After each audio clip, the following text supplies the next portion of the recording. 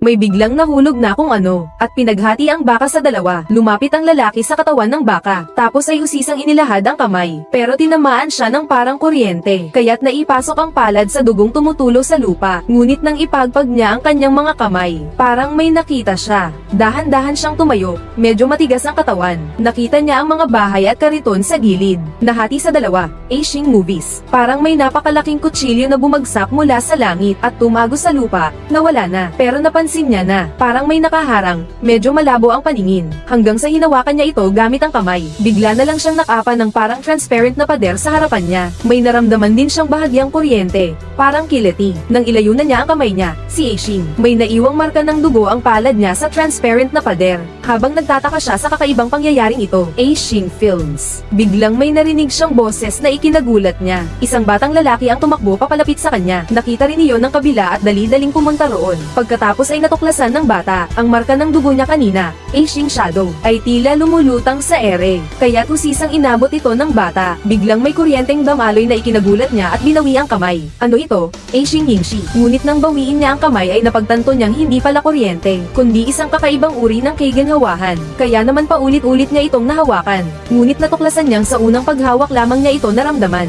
Habang masayang-masaya ang bata, may nahulog na itim na bagay sa kanyang tabi, at sunod-sunod pang nahulog ang iba pa. Pinulot ito ng lalaki at nakita niya na mga patay na uwak pala iyon, at saka ang mga leeg ng mga uwak ay nabali lahat. Mukhang nabangga ang mga uwak sa isang transparent na pader. Pero pagkatapos noon, narinig nila ang isang nakakabinging dagandong. Pagtingin nila sa taas, may nakita silang eroplano sa himpapawid. Pero sa sumunod na segundo, bumangga ito sa transparent na pader, at sumabog at nabasag ito agad. Diretso nitong tinamaan ang lupa malapit sa bata. Mabuti na lang at mabilis ang reaksyon ng lalaki at natamba niya ang bata. Isang naputol na paa ang bumagsak sa harapan nila. Mukhang kaliwang paa ito ng piloto. Samantala, ang mga residente ng bayan na ilang kilometro ang layo, akala nila'y sumabog ang eroplano sa ere. Nakakita si Barbie ng isang bag sa mga labi ng eroplano. Nakuha niya ang name card ng piloto at tinignan ito. Parang may napansin ulit si Ashing. Tumayo siya at tumakbo ng mabilis habang sumisigaw. Huminto ka.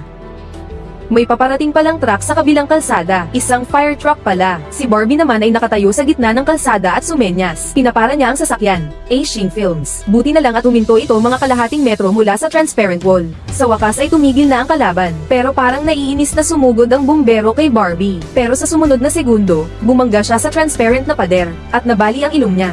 Asian movies. Kasabay noon, napagtanto rin ng batang lalaki na si Xiao Qiao at ni Barbie, na ang soundproofing ng transparent na pader ay 0 decibel, kaya hindi nila marinig kahit anumang ingay sa labas. Kaya naman dali-daling kumuha si Barbie ng papel at lapis at sumulat ng ilang salita. Pinagbilinan niya ang kausap na magmadali sa pag-abiso. Isinara ng Federal Aviation Administration ang lugar na ito, Asian. Pero ang batang si Xiao Qiao ay naniniwala na baka ito ay itinayo ng gobyerno. Ngunit nang makarating ang pulisya sa pinangyarihan at makita ang pader, ay nagsabi rin na wala silang natanggap na anumang abiso. Pero mukhang ang pader na ito ay sadyang iniharang sa daan. May nagbabalak kayang pigilan ang mga tao sa bayan na umalis. Samantala, sa radyo ng pulisya ay sunod-sunod din ang mga natatanggap na ulat. Maraming lugar sa bayan ay nagkaroon ng mga aksidente at pagkamatay. Kaya naman kinuha ng pulisya ang mapa ng bayan at nagpas siyang puntahan agad iyon. May 19 na daan palabas ng bayan. Di nagtagal, dumating din ang isang babaeng reporter para mag-interview. Pero wala ring ideya si Barbie. Pagkatapos, sumunod sila sa dingding na transparent para tingnan kung gaano ito kahaba. Pero kahit ilang kilometro na ang nilakad nila, wala pa ring katapusan. Tapos parang sabay nilang nakita ang isang bagay. Bigla silang huminto at natulala ng ilang segundo. Isang bahay lang ang nakita ko sa harapan. May isang sulok din na naputol. Pagkatapos ay narinig ko ang pag-iyak ng isang babae. Ang braso pala ng babae ang naputol. Umiiyak siyang nagsabi na noon ay pumipitas siya ng strawberry. At ang naputol niyang kamay ay nahulog sa kabilang panig ng transparent na pader. Asian, kung gusto mong kunin ang naputol na kamay, hindi mo maabot. Sinabi ng babaeng reporter na ang kanyang asawa ay isang orthopedic surgeon. Kaya dali-dali nilang dinala ang babae sa ospital. Ngunit pagdating sa ospital, nagbanggaan na pala ang mga taong sugatan. Kasabay nito, sinabi rin ng nurse sa babaeng reporter na ilang linggo nang hindi pumapasok sa trabaho tuwing weekend ang asawa niya. Parang may naisip ang reporter, kaya agad siyang nagpaalam kay Barbie at umalis. At hindi na rin nagtagal si Barbie Barbie sa ospital. Una,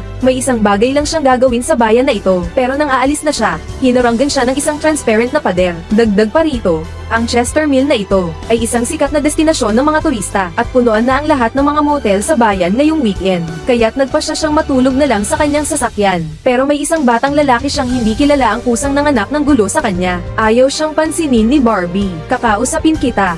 Gago, hindi ko alam kung ano ang nagawa kong nakakainis sa iyo, Aishin. Pero sinisigurado ko sa iyo, Aishin Films. Hindi mo gugustuhin magsimula ng gulo, Aishin Films. Aishin Films. Habang patuloy ang pagrereklamo ng lalaki, Aishin Films. Buti na lang at dumating ang babaeng reporter, Aishin. Agad namang nagkunwaring walang nangyari ang bata at umalis. Para kay Barbie, nakakagulat ito, Aishin Ying. Sabi ng babaeng reporter, hindi pa umuwi ang asawa niya. Isa-isa niyang tinitingnan ng bawat daan palabas ng bayan. Natatakot siyang baka nasaktan ng asawa niya ng invisible wall. Pero buti na lang, ito na ang huli. Wala siyang nakita kahit anino man lang ng asawa niya, Aishin Ying. Pagkatapos, narinig ng babaeng reporter, Aishin Ying Shi. Niligtas ni Barbie ang buhay ng batang lalaki sa bayan, si Xiao Qiao, kanina. Tapos ay inanyayahan niya si Barbie na doon magpalipas ng isang gabi sa bahay niya. Pero nang makita ni Barbie ang litrato ng reporter at ng asawa nito, bigla siyang kinabahan. Dahil ang isang bagay na pinuntahan niya sa bayan na ito, ay ang paglilibing sa asawa ng reporter. May naisip na kaya ang reporter. Sinadya ba siyang anyayahan sa bahay? Totoo ngang mula nang makapasok ang reporter sa bahay, lagi ka lang niyang tinititigan. Siguradong iniisip mong tanga ako. Ano ba ang ibig mong sabihin? Bilang reporter, hindi mo man lang alam ang nangyayari sa mismong harapan mo. Iniwas ni Barbie ang tingin sa reporter. Iniisip din niya kung paano niya ito ipapaliwanag. Sa tingin ko alam na ng lahat sa bayan. Nawala ang asawa ko dahil may kabit siya. Huminga ng maluwag si Barbie. Hindi naman daw niya sinadyang patayin ang asawa ng reporter. Taga-singil lang daw siya ng utang para sa iba. Binugbog lang daw niya ang may utang na asawa ng reporter. Pero bigla na lang daw may inilabas na baril ang lalaki. Sa pag-agawan, naputukan ni Barbie ang lalaki. Pero pagtalikod ng babae, bigla na lang siyang nagubad. Tapos, medyo may pagsisi ang tingin niya kay Barbie. Pero hindi siya kilala ng mga tao sa bayan. Aishin Films. Gusto ko na rin siyang makita. Pagkatapos, si Barbie ay nanatili roon at doon natulog. Aishin Films. Pero pagkakahiga niya, bigla siyang nagising. Tapos, patuloy niyang hinahalongkat ang ilalim ng unan. Kaya hindi na siya natulog. Nagmadali siyang pumunta sa isang bahay sa bundok. Pagkapasok sa bahay, may nakita siyang baril sa sahig. Tapos, nakita niyang walang bala ito. Wala, mukhang ang asawa ng babaeng reporter. Gusto lang siyang takutin noon. Pagkatapos, sa wakas, nahanap na niya ang kanyang identification plate. Yan ang lagi niyang dala simula nang magretiro siya sa serbisyo. Pagkatapos, pupuntahan niya ang transparent wall kung naroon pa. Hindi ko inaasahan na bumalik pala kagabi yung bata. Parang sinusundan niya ng palihim si ano. Tapos may mga sinasabi siyang kakaiba. Aishin, dito ba kayo nagtatrabaho? Si Anki ba yung nasa itaas? Hindi talaga maintindihan ni Barbie kung sino si Anki. Tapos sinipa ng bata yung mga kalat sa lupa. Parang ang hirap kaya niyang kumawala. Ano, siya ang akin. Tapos sinuntok lang agad ng lalaki si Barbie. May sakit ba sa ulo tong isang to? Aishin, isang araw pa lang naman dito si Barbie kahapon. Ilang tao pa lang ang nakakakilala sa kanya. Pero nang mapuno ni Barbie ang bibig ng lalaki ng dugo, nakangiti pa rin itong sabi, siya ang akin. Aishin Films. Pagkatapos pakainin ni Barbie ang lalaking ito ay umalis na siya. Gusto niyang makaalis na agad sa lugar na iyon. Kundi, malalaman din naman ang pagtatago niya ng bangkay. Pero pagdating pa lang niya sa gubat, napansin siya agad ng mga pulis sa gilid ng daan. Aishin, tinutukan siya agad ng baril ng isang pulis. Buti na lang at may isang babaeng pulis na umawat. Sinabi niya sa pulis na lalaki na iniligtas ni Barbie ang batang lalaki, si Xiao Qiao, kahapon. Hindi naman siya kaina-hinala, pero hindi pa rin mapakali ang pulis na lalaki. Pinagtanggol niya ng damit si Barbie. Buti na lang at may narinig silang tawag sa radyo ng pulis na babae. Nasusunog daw ang bahay ng kapitan. Kaya naman dali-dali siyang niyaya ni Barbie. Sumakay na sila sa sasakyan para tumulong. Biglang nasagi at napangit ang tumatakbong truck. Muntik na siyang mabangga sa sasakyan. Huminto lang ng halos kalahating metro na ang layo. Binuksan niya ang pinto ng sasakyan. Nakita niya na may parang dingding na salamin sa harapan. Diretso itong nakatusok sa lupa, habang ang driver ay naguguluhan sa nakitang pader. Bigla namang bumagsak ang anak niya sa likod, at sunod-sunod ang pag-iyot ng buong katawan. Sabay naglalaway, at paulit-ulit na nagsasalita ng mga kakaibang salita. Pink, bituin, tuwid na linya, pagbagsak. Base sa sintomas ng anak niya, Aishing Films, agad na napagpasyahan ng driver na epilepsy ito. Ngunit nang dalhin na nila ang anak nila sa ospital, nakita nilang puno ng mga sugatan ang buong ospital. Aishing, lahat ay nasaktan dahil sa dingding na transparent. Hindi pa ako nakakapagpatingin sa anak ko. Bumalik na sa normal ang anak ko. Ipinahayag na ng sheriff ang mahalagang balita kinagabihan. Isang kakaibang transparent na pader ang pumalibot sa aming bayan. Ang signal ng cellphone at internet, pati na ang tubig at kuryente ay naputol na. Ngayon ay tuluyan ng naputol ang komunikasyon ng bayan sa labas. Sinuri ni na Jojo at ng mga kaibigan niya ang transparent na pader. Tingnan natin kung may labasan itong pader. Aishing. Pero habang naglalakad, Aishing, may biglang umagaw ng pansin niya kaya huminto siya. Nakita niya sa labas ng transparent na pader. May mga sundalong nagwi-water cannon. At parang may nagre-record sa tabi, yung nakaputing damit. Nang makalapit si Xiao Qiao, iniunat niya ang palad niya at dinaikit sa pinagwi-water cannon-an. Parang may naramdaman siya noon. Aishing. Madali niyang inalis ang palad niya. At nakita niyang puro tubig ang palad niya. Agad niyang naisip na ang pader na ito ay parang isang salon. At ang mga tao sa labas ay sinusubukan din kung kaya bang tumagos ng tubig. Pagkatapos ay nakarinig ulit sila ng isang tunog na parang ungol. Nang makarating sila sa pinanggalingan ng tunog, isang aso pala ang umuungol.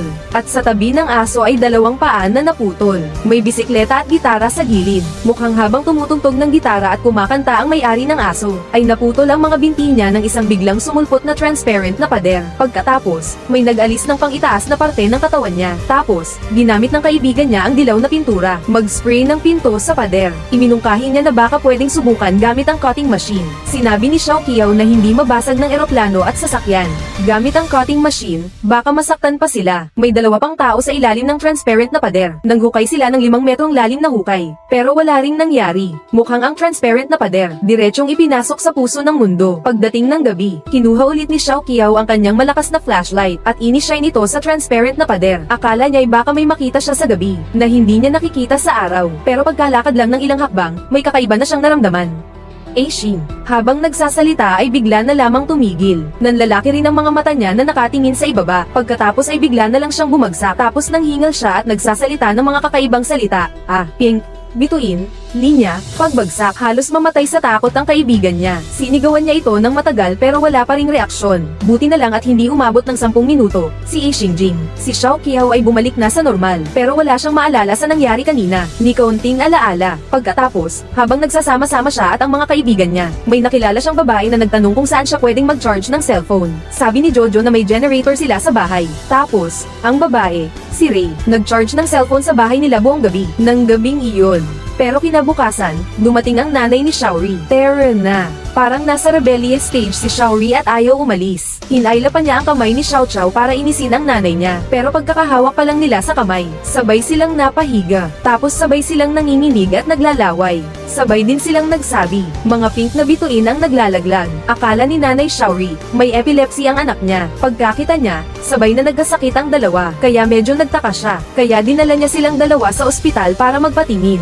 Pero lahat na ng pagsusuri at gamit sa ospital ay nagamit na. Pati na rin ang psychiatrist at psychologist ay nakonsulta na. Pero ang resulta, normal naman ang lahat. Kaya lang ba nagkasakit silang dalawa nang magkahawak ang mga kamay? Sadyang pagkataon lang ba yun? Wala na silang anumang alaala. Kaya binuksan ni Xia Qiao ang camera ng kanyang cellphone. Tapos umupo sila ni Xiao Rui sa harap ng camera. Gusto nilang makita ang itsura nila habang may sakit. Pero nang mag-cross ang kanilang mga daliri, wala namang nangyari. Pareho silang nakaramdam na parang mga tanga. Pero pagbibitaw na sana, biglang nakaramdam sila ng kuryente. Tapos pareho silang bumagsak ulit na gaya ng dati. Hanggang sa magising sila pagkaraan ng mahigit 10 minuto. Si Aishing, nakakita sa video ng iba sa nangyari kanina. Nakita niya si Xiao Qiao na walang malay. Parang alam niyang kinukunan siya ng video. Tapos, humarap siya sa camera at tinakpan ng bibig gamit ang daliri. Saka humiyaw ng SHHH. Pero wala namang maalala si Xiao Qiao. Pero para sa kanya, parang sinasabi nito na huwag sabihin sa iba ang tungkol dito at sa video.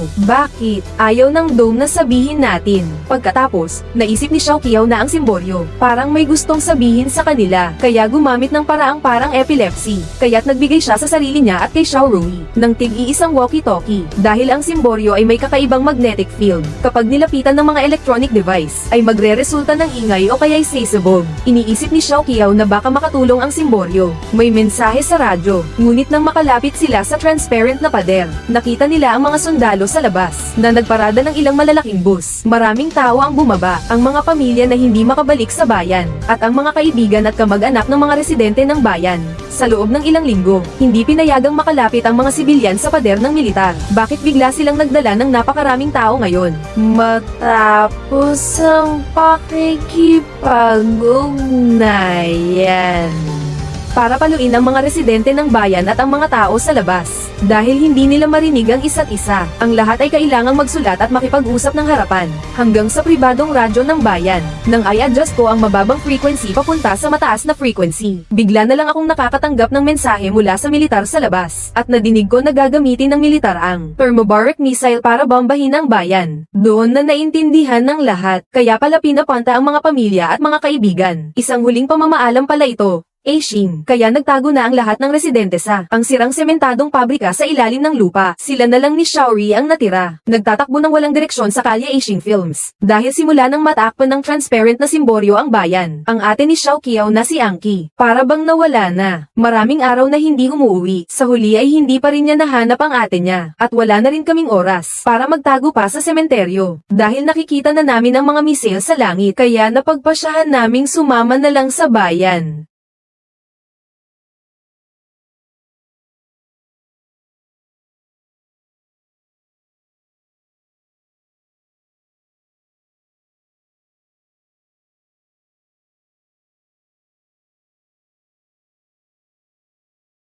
Pero hindi namin inaasahan na buo pa pala ang dome. At hindi rin kami nagkasakit samantalang ilang kilometro lang ang layo mula sa dome, ay puro na lang sunog.